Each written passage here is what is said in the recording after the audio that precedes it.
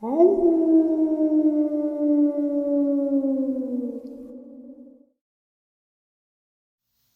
and salutations, everyone, and welcome to today's bonus upload. Before we jump into it, a couple quick links. As many of you know, I rely on Patreon, PayPal, channel membership, and the merch to help the channel to continue to grow and go. Links to Patreon, PayPal, and channel membership is in the description below. Merch displayed directly under the video. Also, Dogman Frightening Encounters, Volume 1 through 3, the audiobook versions. They were written and researched by Tom Lyons, narrated and produced by me, Jeff Nadolny. Those audiobooks are available on Audible, Amazon, and iTunes, links to which are also in the description as well. And finally, last but definitely not least, if you'd really like to help support this channel to continue to grow and go, simply subscribe. It does not cost you a cent. Click that like button, takes half a second. If you don't want to miss out on any of the informative uploads I put out daily, click the bell icon, and folks, please leave a comment and share the video. Why? Well, because all of these things really do help the channel to continue to grow and go. They definitely do matter, and they are appreciated. And now, everyone, I have taken far too much of your time. Let's jump in to today's bonus, shall we? Today's first part of the upload is, in my eyes, absolute 100% proof of a cover-up. The link to the pictures and article are going to be in the description below. They are far too graphic for the channel, and it reminds me of the account that I covered a while back, the Brazilian village that had been attacked by a large canine creature described as 7 feet tall, bipedal, black dog. And it attacked 7 villagers. I think seven were killed, and multiple wounded. And the video, as they're speaking in Portuguese, the national language of Brazil, shows the attack, the damage that was done to the people. That article and that video has since disappeared off the internet. You can find bits and pieces of it here and there on Reddit. I have the entire video and article. I saved them on my computer. I'm still trying to think of a way of sharing it. I cannot share it on YouTube. I cannot share it on Instagram. I cannot share it on X. I cannot share it on TikTok because it gets taken down immediately. I contemplated on sharing it on Patreon, but I don't think that would be fair to everybody because, there are people that don't have $1 to spare to, check out a 30-second video clip. I will figure out a way of sharing that video clip sometime very soon. But yeah, the article link is in the description below to the very first encounter that you're going to hear right now. This first part of the upload is a very interesting and very frightening confirmation to me that the Dogman is actually hunting us. This article was from a medical journal, and I will actually put the link to the journal in the description. That way you guys can see the pictures because they are too gruesome for my channel. And please don't email me for the pictures because I don't have them. Follow the link and you'll be able to see them, okay? Now, interestingly enough, the reason why I feel this is a Dogman attack is because a couple of things. Once you see the photos, and once you hear the article. But interestingly enough, the location, state, county, anything was left out purposely. I believe that it was a Dogman attack. It was in a medical journal, like I said. And I believe that the government allowed the medical journal to talk about this case because there are numerous cases, new ones especially this day and age, coming to the hospitals. So let's get the doctors ready for these events. Just give it a listen and you'll see what I mean. A 30-year-old female patient presented to the emergency department after a vicious animal attack. The patient was in excruciating pain after she was attacked by an unknown animal. In addition to this, the patient endured significant wounds to her left leg, forearm, shoulder, back, ear, and face associated with skin, tissue, and muscle damage. For further evaluation, she was prescribed imaging, including rabies vaccination, antibiotics, and a tetanus booster. The imaging showed no signs of fracture. The wound was thoroughly evaluated by a trauma team. Similarly, considering the nature, size, and contamination of the wounds, a multidisciplinary intervention with plastic surgery was indicated. The wound on the patient's leg measured to be 15 centimeters in height, 12 centimeters in width. The wound had an extensive skin and subcutaneous tissue and muscle involvement, including soleus, fibrillaris longus, and gastrocnemius. Although the patient did not show any signs of vascular injury and had a full range of motion with sensation intact, the patient was told to continue the antibiotics. Compressive wraps were placed and the leg was splinted to prevent contracture. The patient returned to the OR 4 days after the procedure, and her lower extremity was irrigated with betadine and a DRT, dermal regeneration template, was placed. On follow-up, the DRT showed excellent take with no signs of infection, seroma, or hematoma. In addition, a meshed splint thickness skin graft was stapled in place. Moreover, the patient regularly visited the outpatient clinic for follow-ups for several months, and the splint thickness skin graft was seen to have 100% take. Similarly, a donor site showed appropriate healing. Now, when you do follow the link, these wounds are gruesome, so those of you who have weak stomachs, don't check it out. Just trust me on that.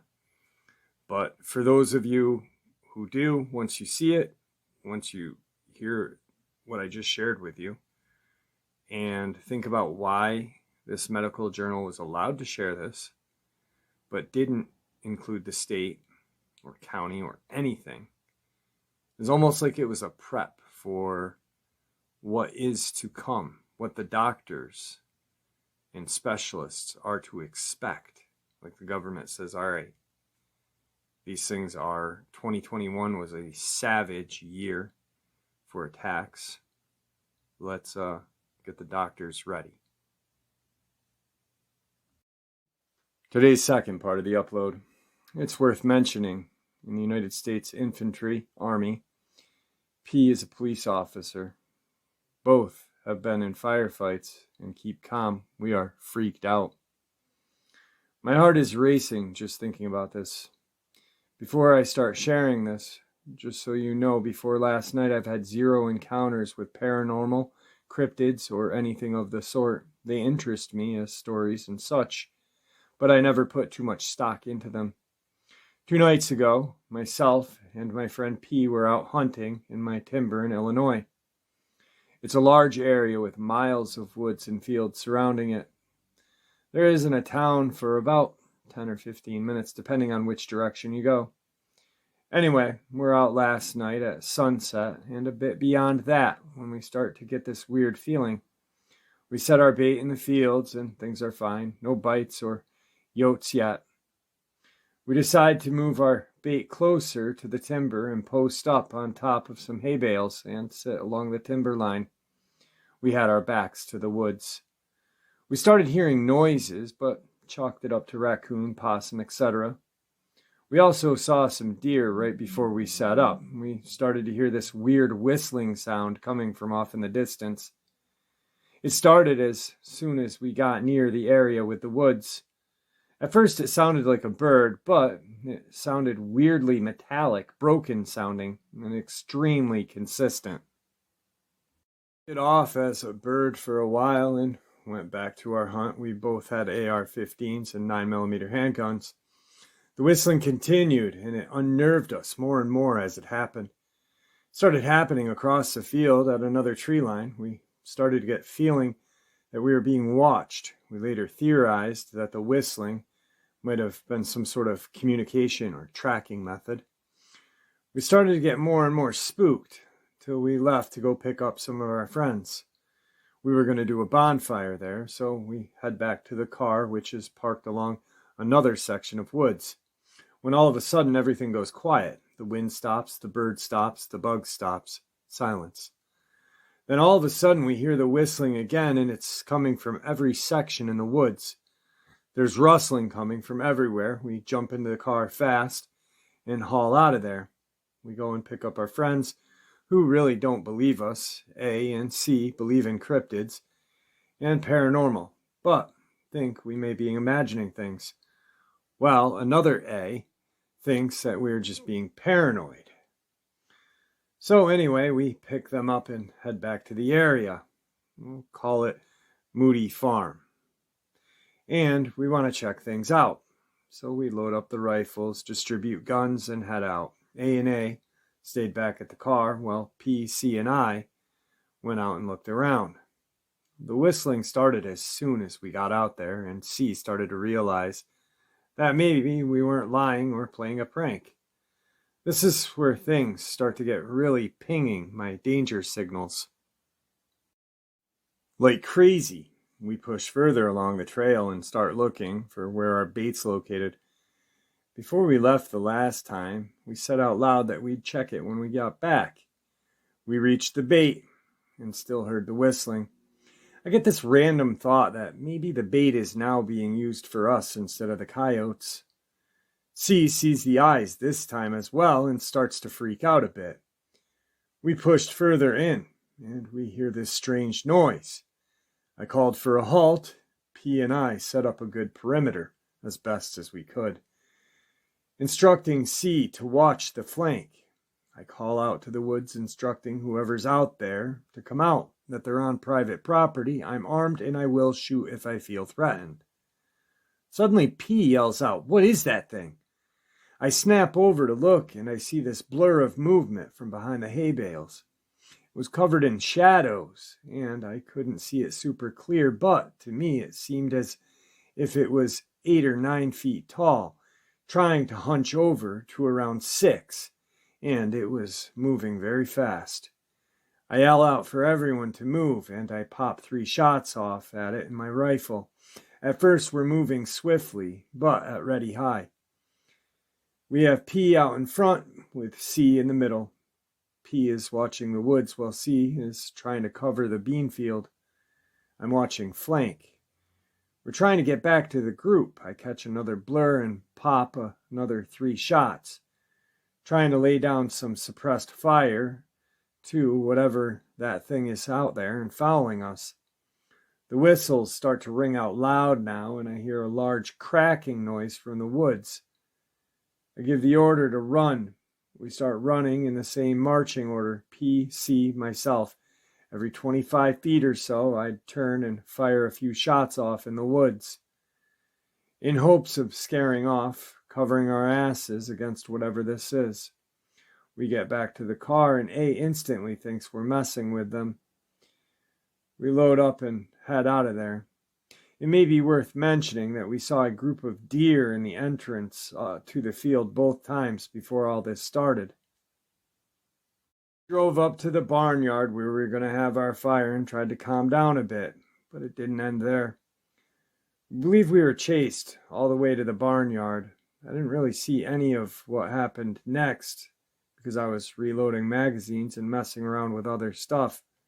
But P and C call out that they saw something look around the corner of one of the barn-like buildings, and then it slinked back away.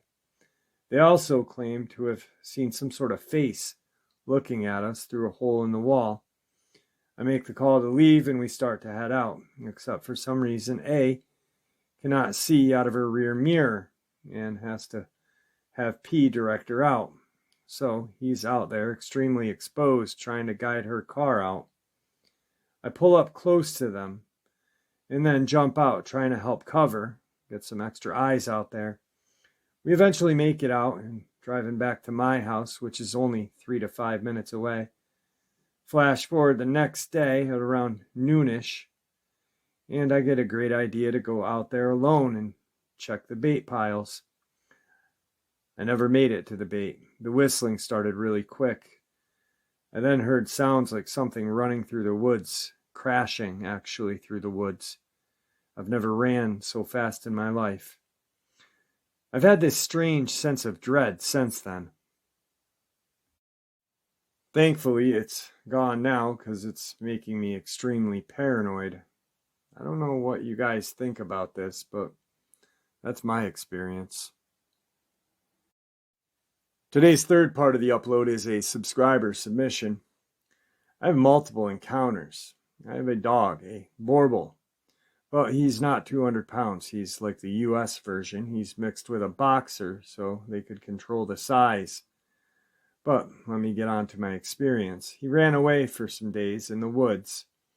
And I'm in Missouri, between the country and city, but mixed urban area, south off of 270 along the river. Me and my brother looked for him when he first took off. We were armed with my P320 and him with his CZ Scorpion. I was walking along the field by the fence, by the woods. We both heard this deep groan growl. I felt the growl in my bones, like down to the core, like in my skin muscles. They shuddered as it happened. It lasted 3 to 5 seconds, but felt like a minute or two. But I know it could have been because we were still moving, and it only took us 4 to 5 steps. Then the trees to our left started to move as it ran diagonally the way we were going, and I wanted to turn back, but my brother didn't. He never heard of the Dogman or anything of the such. He didn't believe what we heard and ignored the trees, the footsteps we heard. It was excitement for him. And we both only have 9mm, 9x19 P320. His Scorpion has a 9x19 and a 9x21 capability. I use a Vicron 365 SIG ammo, and he had been running 9x21 plus PFMJ and was a weird long 9mm that was 147 grain. I flashed my light to the left to keep my eye out, but he said something just passed in front of us, and I flashed my light. I have an Olight on my gun. He has some cheap crap from a gun show. I pulled my extra light out of my pocket. It's just an MP tack flashlight from Cabela's. He grabbed it and turned it on. The throw was way better than what he was using, so we continued downfield. I never stopped looking around, keeping aware of my surroundings. We get toward the bottom of the field, and the fence continues but curves to the left, so we follow it. I found my dog here before when he ran away the first time months prior, but he was hiding under a bush and came running when I called, like, "Come on, let's get out of here." But back to current times, we walked past. I was watching 11 o'clock to 7. We crossed at 12 to 6. He had 1 through 5. I saw up in the trees a hulking mass, a blacker than black, the best description of darkness, that the surroundings, and it was 9 o'clock, about 20 feet in the trees. And there was a branch that extended towards us that it was reaching out for. I got my brother's attention in an instant. I said, 9 o'clock. He swung left so fast, I didn't see him move, and we both had lights on this thing. And in a split second, we fired. I shot 6 or 7 shots. He shot between 5 to 8. We saw it hit multiple times around its neck and chest area, and a couple in the bicep. It made this noise and grabbed its left side of its body with its arm that was around the tree, fell and ran off the direction. If we were at 9, it ran 11 or 12 deeper into the woods. We immediately footed back home in like 10 minutes, cleared our guns, and reloaded. I was so shell-shocked I couldn't believe what happened, but ever since then, after my dog came back, I take him out at night between 1 and 3. I've seen something watching him and me with an orangish red glowing eyes. One time, it was a second pair of eyes lower, while the other ones was on him. I noticed them really low, moving towards us, and called my dog's name Loki. The thing looked at me, and I reached in my jacket for my pistol. It jetted off faster than anything I've ever seen before, jumped the gate. I heard it clip the gate on the way out. Ever since then, I told my fiance not to take him out at night. I'd do it. And why? And she laughed and shrugged it off. I bought a 300 blackout AR-15 and use 125 grain Frontier ammo, great ammo for hogs and stuff with body fat, so I think it'll do some damage. But she took the dog out one time when I was on the toilet at like 11 or 12, and I didn't know it. She called my phone yelling, saying, "Come now, bring gun, hurry." So I grabbed basketball shorts off the recliner in our room, grabbed a rope out of the closet, grabbed the SIG and the AR, threw the AR sling over my back, and ran to her and handed her the SIG and said, "What's going on?" She told me and pointed to where I seen the orange eyes before, and said something was out there crouched, because I saw the glowing eyes low at the gate, and they grew in height, taller than the gate. I said, "Babe, you just had your first Dogman encounter." I called the dog, and we went in. Now she won't talk. Now she won't walk the dog, period, but I've seen and dealt with its bluff charging at me multiple times when walking him and taking the trash out.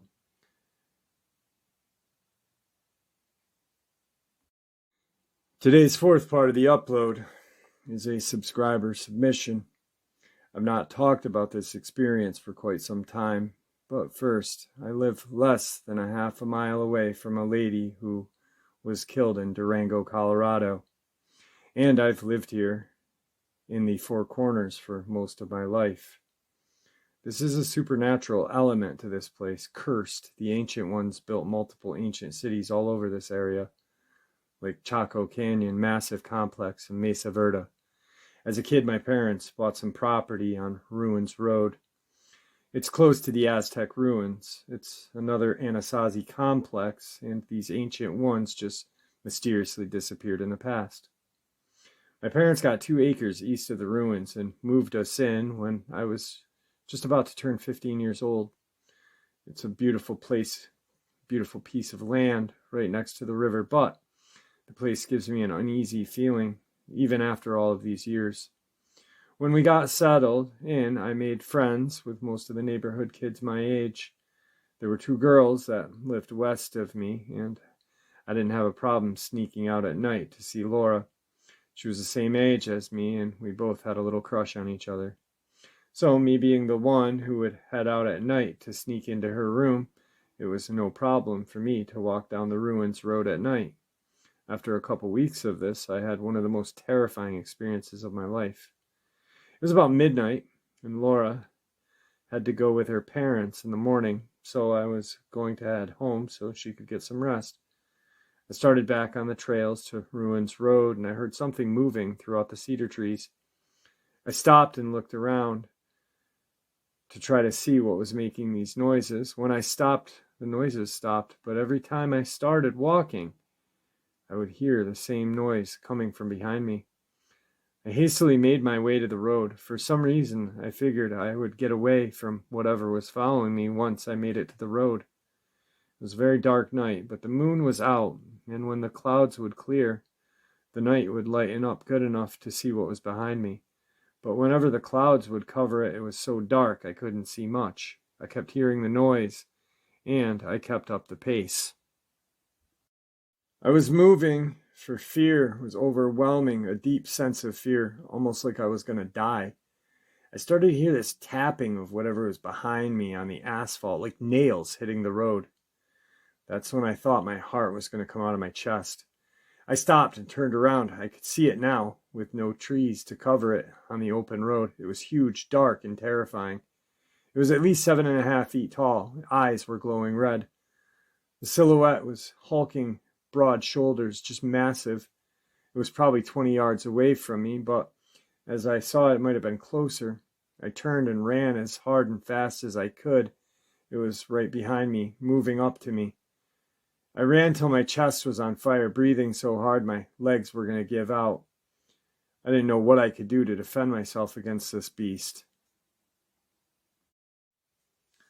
I just stopped, falling on my knees in the middle of the road, crying and shaking uncontrollably. I said out loud, "Father in heaven, protect me from this monster." As I kept praying for salvation, a calm came over me, filling my body with a sense of peace. The clouds cleared up and the moonlight was even brighter than before. I got up and faced the creature behind me. I said loudly so it could hear my prayer. I watched it turn and head to the cedar trees on the roadside. I was still scared out of my mind, but felt better about continuing home. I hustled and kept my eye on my back. I never would walk on that road at night, or would ever again. I let Laura know what happened to me. She said that her family has had lots of experiences with weird things happening in the ruins. At that point, I had never heard of skinwalkers, but that's what she was telling me it was. I don't believe it was. It was something that could have ended me, but by the grace of God, it didn't. I don't know if this account is something that you'd like to share on your channel. I have no problem with you doing so. I truly can't say if it was a Dogman, but it was terrifying. This happened in Aztec, New Mexico, 4 or 5 miles down Ruins Road. Thank you for your channel. Well, I'm going to tell you guys something right now. The first guy that emailed me the encounter and this guy, gosh darn it, I'm emailing them and saying, hey, you want to come on the channel and share your encounters? Because they're terrifying. Tonight's final encounter is another subscriber submission, and this one is also from Missouri. Hey Jeff, I've sent you a few emails in the past about other subjects, but I've not told you of my experience. In the spring of 1981, my husband and I went on an overnight float trip on a Monday in Bourbon, Missouri, on the upper Merrimack River. We got out on the river by Joe from Joe's Canoe Rentals. He was to meet us at around 3 p.m. the next afternoon at our pickup point. We camped for the night at the mouth of this cave that was up a wooded hill. Many people used the cave for camping, as was advised. In front of the actual cave entrance was a large stone overhang and stone walls, a large area where people could camp and be out of the rain, so we went to sleep at around 1 in the morning. I was woken by the sound of a large man breathing, and it was coming from inside of the cave. I woke my husband, and he heard it as well. We then heard grunting sounds and sounds of a creature moving around, as if it was getting comfortable. We could hear its fur rub on the side of the wall of the cave. Each time it moved like this, a group of bats would fly out. My husband remembers aggressive sounds and stompings, where he says the ground under him would shake as if it was stomped on. I don't remember that part, but I was distracted by trying to get my legs to stop shaking, as they were shaking so badly and making noise inside of my sleeping bag. I was afraid the noise would draw the creature out. At the time, we assumed it was a bear. My husband told me there was a cliff on the outside wall, but he didn't think I could climb up to it. I climbed it. I'm not athletic, and it was a real rock wall climbing, having to find finger and toe holds. It was up about 10 feet and over 5 feet to get over the cliff. We climbed on it, our feet overhanging the trees on the hill until daylight. I then stayed on the cliff and watched the opening of the cave as my husband packed our stuff up and we left. The rest of the float trip that day was horrible, as the river was narrow and there were tall reeds on each side. I was afraid something was going to come out of those reeds and grab us. We finally met up with Joe and we asked him if there were any bears in Missouri. The Department of Conservation had said at the time there were no bear in Missouri. Joe said, yeah, and we said, well, we had one in the cave last night. What he said next was strange. He said, oh, they're just little honey bears, not much bigger than a good-sized dog. He said, Kansas didn't have any turkeys and we don't have any bears. So we gave them some turkeys and they gave us some bears. I now wonder if he just said that all because he knew something was out there and didn't want word to get out that may affect his business. There weren't supposed to have been any bears in Missouri at that time, but we all know how it goes. Most likely there was, but I mostly wonder about my husband hearing aggressive sounds and stompings that shook the ground underneath him. Would a bear be big enough to do that? It doesn't seem likely to me. So we don't know what we had in that cave that night. What do you think? Well, I think you're right. I think Joe is a little crazy. Who says, oh, it's just a honey bear? Not much bigger than a good-sized dog. He said Kansas didn't have any turkeys and we didn't have any bear. So we gave them some turkeys and they gave us bear? Joe kind of seems like a dipshit. Sorry, Joe. But yeah, to be honest, I don't think it was a bear. I think you had a possible experience with a Dogman or a Bigfoot. There's actually discussion on Momo, what the heck Momo is. Is it a Dogman? Is it a Bigfoot? I really don't know. I'm kind of leaning towards a large werewolf-like creature, like Victor talks about, and Kunbo. No tail, but a smaller snout. That's what I think Momo is, the Missouri Monster. All right, guys. Wow, what an upload. A lot of great information right there. The link, once again, is in the description below to check out that article and check out the photos of the person who was attacked. And the article is just so bizarre, it really doesn't make any sense whatsoever. How about that encounter where they talk about a metallic whistle? Just makes me think of Tom Ezek, and then makes me think of the day while I was up there where Tom disappeared and I caught the same exact noise that was claimed to have been heard the day he went missing. Which just honestly puts in stone that really something supernatural happened to Tom. There's been speculation that his family did it and this and that, but there was no gain for his family to, or anyone to kill him. there was really no monetary gain, no land gain.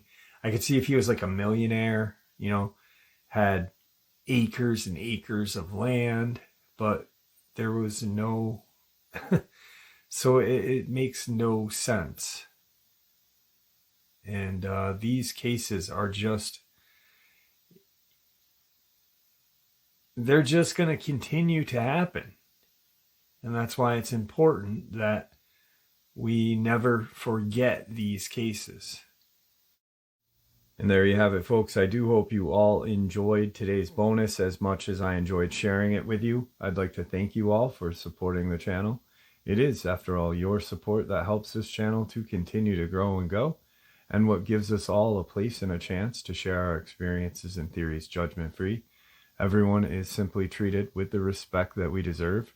Please stay safe, happy, healthy, and ever vigilant, keeping an eye on our children, pets, family, and friends.